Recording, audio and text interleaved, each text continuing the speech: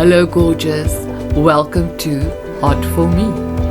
Here I share my garden with you, different herbs and how I use them, food I make, easy and simple recipes, and how I'm training my puppy Cupcake. If you find something that is hot for you, use it, share it and enjoy it. Remember to hit the subscribe button. Hello and welcome to my channel, Hot For Me, where I share what I do with you. And I'm having delicious coffee. Please get yourself something to drink and share it with me. I did read up more on the beans, and I learned something extremely interesting from a person who can really plant beans and who's planted lots and lots of beans. You see that teeny weeny little belly button? That is the belly button of the bean. And I've always planted my beans wrong, according to that lady. You must plant the bean belly button down. You have a lot more success with your beans growing up, making a root down, stronger, using a lot less energy. So that makes perfect sense.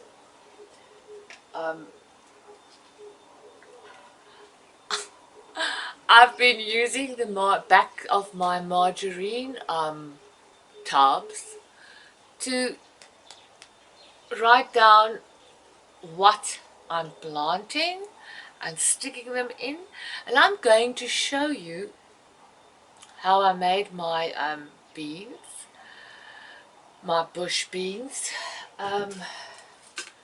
Comes out like this. I use a marker and stick them into the pots. It's working quite well, and hopefully there's already some of them breaking through the ground, but I'll make a follow-up video on how things are moving along. I've planted them in big square white cans that I found somewhere, but I also bought smaller ones and placed them in there, and I'm going to show you what it looks like. Let's take a sip of coffee and move over to the other side. This is the spot that I have for my beans. I think they look rather pretty, the colorful ones. They look like flowers. And as you can see, I've got their little markers. What they are, bush beans, to make it easy. And here I've placed the other squares that I have been cutting. And what I want to do and will do is put onion seed.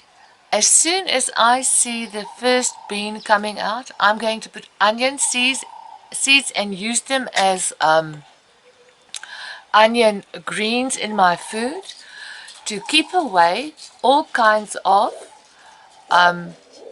insects that wants to nibble on the green bush beans as they are starting out. I want to give my bush beans a super duper start in life. Placing all these old bottles over them, I don't know if it means a thing, but apparently it keeps it moist, and I do see some moisture on these bottles.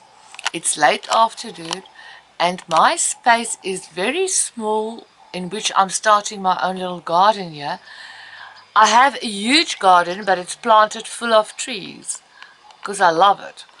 But I do have a sunny space, and as we are all in lockdown, I thought to develop my little sunny space and start getting a little bit more self-sufficient. Believe it or not. I'm going to show you where I'm going to clean up to make more space for veggies. All of this is happening behind my Wendy house. So it forms like a U shape.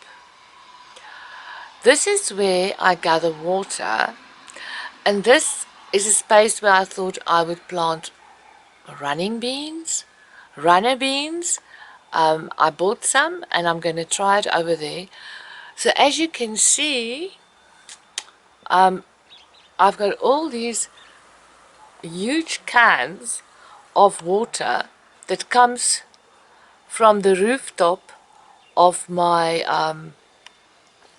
Wendy house to help me with water. And because I don't have a big huge water tank, I started cleaning up here yesterday and I will continue tomorrow. I will see you soon with a wonderful, delicious green bean recipe. Thank you once again for being here with me. As promised, my special green bean creamed soup recipe. Remember, every recipe is a basis to help you get started. Experiment with herbs and spices and other veggies, other ingredients, and let me know in the comment box below how you made this soup. How did you make this soup yours? Right, let's get started. You will need 3 cups chopped onion, 1 cup onion greens chopped, 1 cup chopped carrots, 3 cups chopped green beans, preferably tender green beans. If you can't find tender green beans, pre-cook the green beans until tender. You will need black pepper, a pinch of salt, parsley chopped, garlic to taste, and then a packet of creamed soup. Chicken cream if that's what you like, veggie creamed soup if that's what you like. If you don't have that, have some coconut cream or real cream. If you don't have that, use 2 or 3 spoons of oil. Now you will need some oil anyway to fry the onions and veggies in. So this is how we're going to get going and do this lovely soup. Warm your oil, add the onions, let it get that beautiful soft brown color. Let that flavor fill the kitchen, and until then, and only until then, you add the carrots. If you can't smell those onions in the kitchen that makes you hungry, wait, and then add the carrots. And then you fry those carrots where the bright orange turns into a lovely, deep orange. The deeper the orange, the deeper the taste. Now, add the chopped green beans, garlic to taste. I usually use about 5 thingies of garlic. You may only want 1. Lots of black pepper for me, maybe just a little bit for you. And some salt to taste. Allow all these ingredients to simmer over a low heat until the beans are tender. Not mushy, tender. But if they go mushy, put them through a liquidizer and continue with the recipe. Now add the parsley, finely chopped, and the finely chopped green onions. Gently stir, let it simmer for another minute or two and switch off. Now serve this beautiful, gentle and tender soup with bread rolls, croissants, homemade bread, pancakes, or whatever else you love and enjoy. And let me know all about it in the comment box. Thank you so much for spending time with me, and enjoy a fabulous, fabulous, fabulous day. You may slip and you may slide. Let your smile be your inner guide.